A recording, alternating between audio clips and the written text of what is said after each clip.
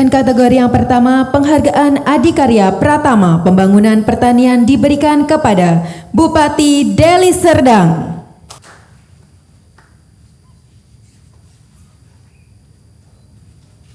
Bupati Banyu Asin.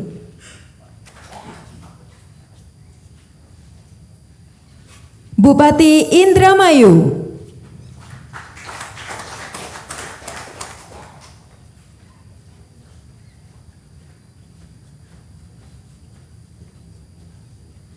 Bupati Grobogan.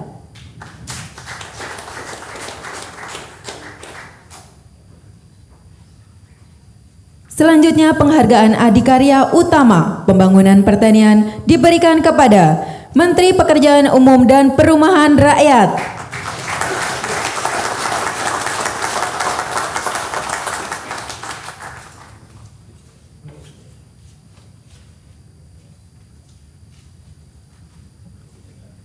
Menteri Pendayagunaan Aparatur Negara dan Reformasi Birokrasi.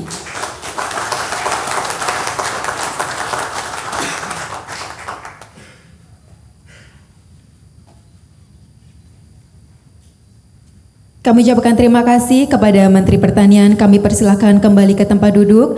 Dan selanjutnya marilah kita simak bersama sambutan Wakil Presiden Republik Indonesia.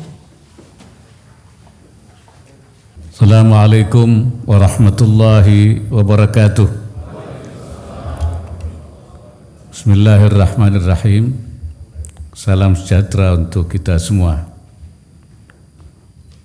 Yang saya hormati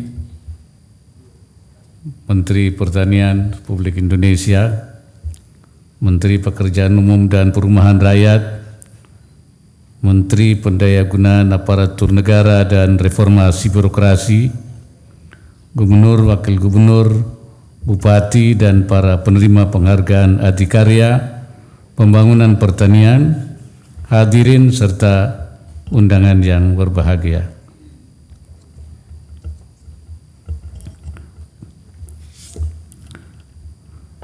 Syukur alhamdulillah kita panjatkan kehadirat Allah Subhanahu wa taala, Tuhan yang Maha Esa, atas segala limpahan rahmat dan karunia-Nya sehingga kita dapat hadir dalam keadaan sehat walafiat pada acara penyerahan penghargaan Adikarya Pembangunan Pertanian.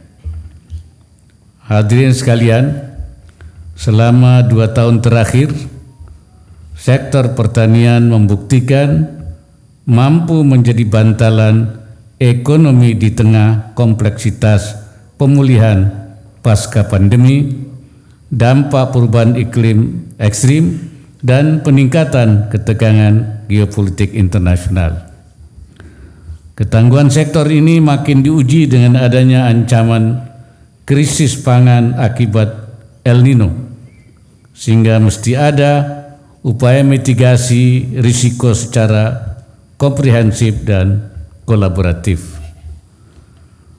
Sebagai penyedia pangan bagi lebih dari 278 juta penduduk, sektor pertanian mampu mencukupi suplai beras sepanjang 2022 dan 2023. Produksi beras pada 2022 tercatat lebih baik dari tahun 2021, yakni mencapai 31,5 juta ton. Pada tataran makro, sektor pertanian tumbuh positif secara konsisten. Ekspor produk pertanian pada tahun 2022 berkisar pada 658 triliun. Secara khusus, saya minta agar ekspor komoditas pertanian yang sudah baik ini dapat terus ditingkatkan. Hadirin yang saya hormati, capaian sektor pertanian tersebut tidaklah lengkap tanpa adanya peningkatan kesejahteraan para petani. Indeks NTP yang tercatat meningkat tentu adalah cerminan kesejahteraan petani yang terus membaik. Kita pun patut bersyukur masalah pangan selama ini bisa diatasi dan harga pangan relatif terjaga. Ini ditunjukkan dengan menurunnya tingkat inflasi di Indonesia dan masih berada pada batas terkendali. Turunnya inflasi antara lain karena keberhasilan kita menjaga stabilitas pasokan dan harga komoditas pangan. Namun berbagai capaian ini harus terus diikuti dengan upaya perbaikan dan penyempurnaan, terutama pada beberapa hal yang masih perlu menjadi perhatian kita bersama. Pertama, walaupun kinerja sektor pertanian meningkat, tapi pertumbuhannya saat ini masih di bawah level sebelum pandemi. Artinya, capaian kita belum kembali ke situasi normal.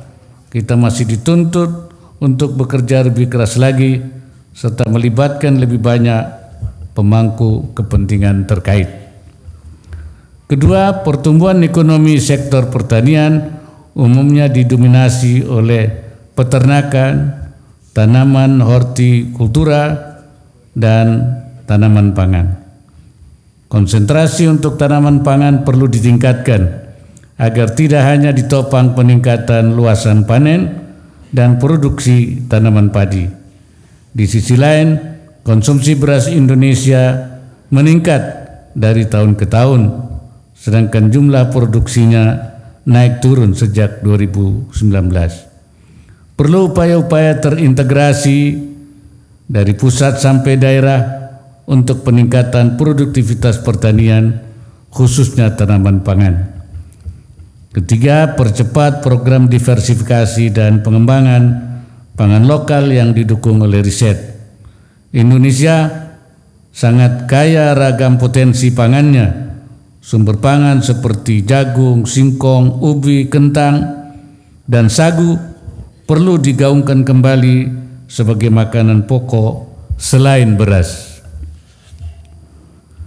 Riset diharapkan mampu memberi solusi untuk penurunan biaya produksi, kepastian harga, maupun proses pengolahan yang lebih mudah dan sederhana. Terakhir, lakukan pendampingan terus-menerus untuk UMKM sektor pertanian. UMKM perlu didukung agar naik kelas, dapat mengekspor produknya, memperoleh akses pasar langsung, serta meningkatkan kualitas produk dan konsistensi produksinya.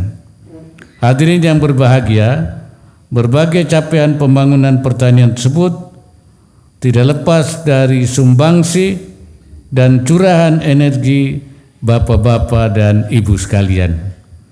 Sarana infrastruktur seperti jaringan irigasi, waduk, jalan, dan jembatan, serta berbagai sarana penunjang lainnya telah didukung melalui Kementerian PUPR.